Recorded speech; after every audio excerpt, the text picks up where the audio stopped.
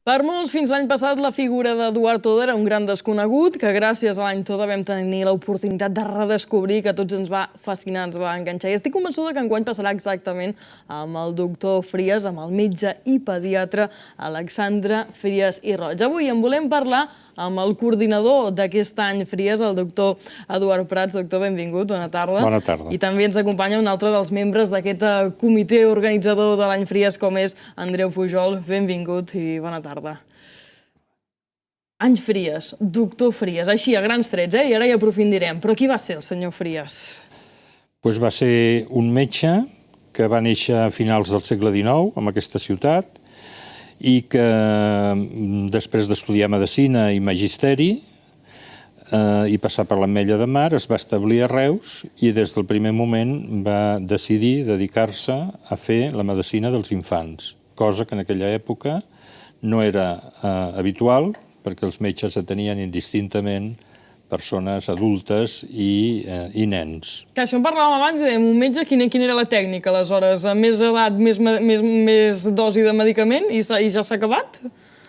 No hi havia l'especialitat de pediatria, però es començava a veure clarament la necessitat. I Frias s'hi va apuntar ràpidament, ja a l'època d'Ametlla de Mar, però al venir a Reus doncs ja es va abocar cap a aquesta classe d'assistència i ho feia tant a la seva consulta privada com en els diferents empleus que ell va tenir i que ell mateix va anar construint-se la tasca laboral, perquè de seguida va plantejar la necessitat d'una institució que millorés les deficiències de l'assistència materno-infantil, que ajudés a les embarassades, que ajudés al part i que vetllés pels infants recent nascuts, cosa que fins a llavors ni s'hi havia pensat, era un desgavell i eren situacions greus de compromís pels pacients. La principal preocupació del doctor Frias era mortalitat infantil, perquè així, a trets generals, quin percentatge de mortalitat infantil teníem? Estem parlant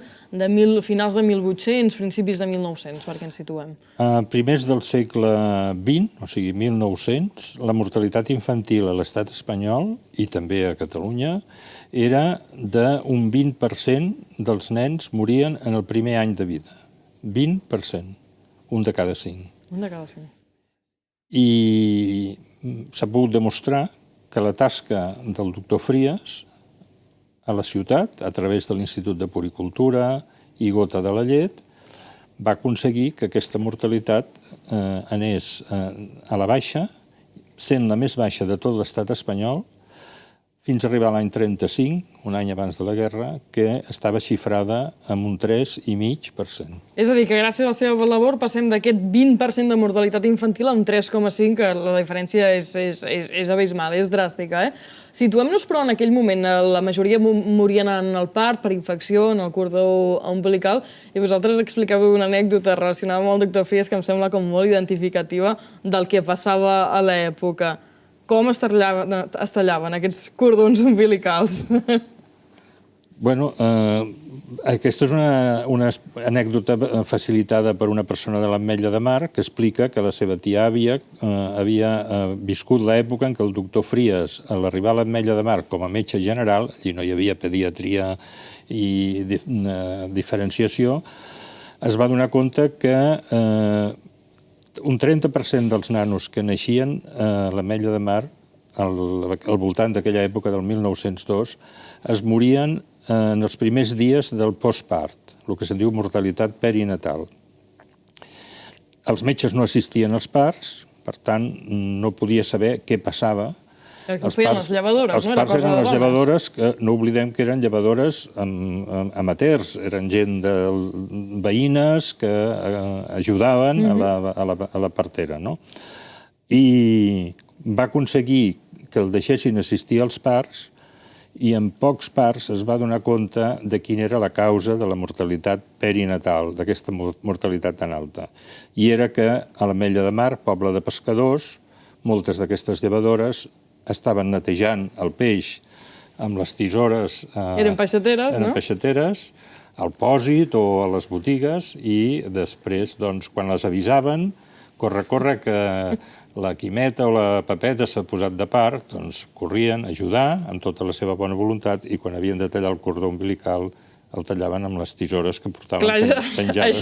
Això que avui em sembla surrealista, que una peixatera agafa les mateixes tisores que acaba de tallar el llenguado, se'l posi a la butxaca, corri cap a l'hospital i talli un cordó umbilical sense ni haver-les netejat, en el context on segurament és la cosa més normal del món, no? Com, per exemple, el doctor Fries incidia molt, feia campanyes per millorar aquests hàbits d'higiene. En aquest sentit, no sé què és el que es feia comúment malament, no? Allò que no es tenia en compte i que avui sembla que cau de calaix. Es feien coses, no es pot dir ben bé malament, es feia el que s'havia fet anys anteriors, no se'n sabia més. En el segle XIX hi havia més mortalitat en els parts a institucions públiques, a hospitals, més que no pas en els parts a domicili. Això és greu, no?, que en el lloc on teòricament s'ha de donar la millor assistència, doncs els resultats fossin pitjors. I això passava perquè també l'activitat quirúrgica ignorava tota la ciència de l'existència de microbis, de les tècniques d'asèpsia o antisèpsia. Els cirurgians anaven bruts, anaven amb la mateixa bata, amb un munt de taques, es treien el fil de sutura d'una butxaca i el anaven aplicant i després el tornaven a posar a la butxaca fins a la propera necessitat de fil de sutura. I això, doncs, a finals, a la segona meitat del segle XIX va començar a girar-se lentament, però amb molta dificultat. A mesura que hi van haver coneixements de l'existència de gèrmens, de microbis, i hi va haver personatges com Semmelweis o Pasteur o Lister, doncs va millorar en general l'estadística de les infeccions, no sols de part, sinó les quirúrgiques en general.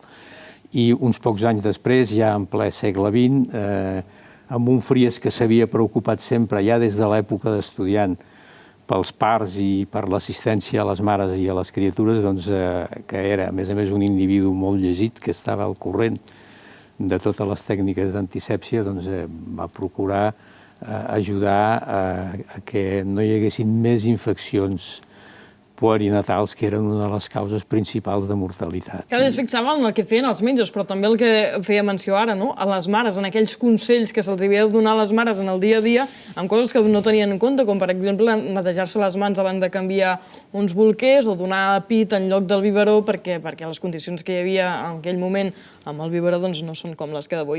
A més, ell era un gran divulgador. Jo vull que mirin aquest pòster, aquest cartell, situint-se en el moment, que això és completament revolucionari. Jo no hi veig gaire des d'aquí ara, però si no vaig equivocada, aquest és el que diu: diariamente ve San Pedro los miles de niños que llevan a sus puertas por tomar el biberón. No em diuen, és l'altre, ja us he dit que no hi... I posa, diu, madre, dar el pecho a vuestros hijos, la otra leche es para los animales, no? En tot cas, que eren missatges completament directes i que entenc que a l'època devien crear un xoc brutal, no? Segur, segur.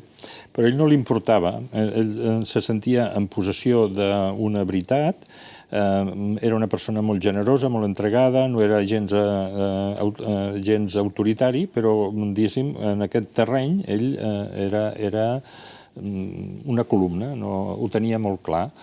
Estava en contra dels xumets, estava perquè els xumets eren transmissors de gèrmens, estava en contra dels biberons perquè els biberons volia dir que s'estaven utilitzant llets que no estaven adaptades, eren llets de vaca o llets de cabra, que eren, diguéssim, aigualides per substituir la llet de la mare que no podia donar el pit, bé per raons de tipus personal, no tenia prou llet, o bé per raons de tipus laboral, com, diguéssim, també jo he anat descobrint a través de les converses amb l'Andreu Pujol, diguéssim, de la situació de les mares en aquella època, a les fàbriques, al món laboral, i quan arriba la llet artificial, la possibilitat de donar biberó, aprofiten això perquè és una forma de tenir disponibilitat pel treball. Però això feia que els nanos estiguessin mal nodrits, les llets aquestes no són fàcilment digeribles per l'estómac dels humans. D'aquí la tossuderia, no? L'ímpetu del doctor Frías. Anem a l'any 1917. Si enguany celebrem l'any Frías és perquè l'any 1917 el doctor Frías i l'Ajuntament es van posar d'acord per poder crear el que se'n deia la gota de la llet. Què és això de la gota de la llet? Els més grans s'ho sabran de sobres, eh? És el nom popular de l'Institut de Puricultura de Reus, que així es va dir i així era també la voluntat d'Alexandre Frías de que fos un institut on es vetllés de forma integral per les necessitats de la mare i del nadó. Què s'hi feia dins?